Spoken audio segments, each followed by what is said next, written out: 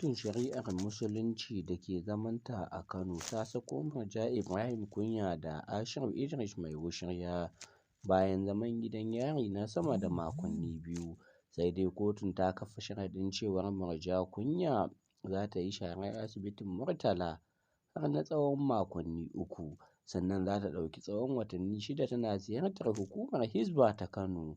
Haka zalika kotun ta kuma ce Mai Wushirya, BBC da kuma Sadiq Sharif an umarce su da su yi sharar masallacin Murtala na tsawon makonni 3. Idan za ku iya tunawa, zauren malaman Kano ne ya gurfanar da matasan gaban kotu bisa zarginsu da wallafa kalaman batsa a dandalin TikTok. Faisal Haruna Yabanya, 24.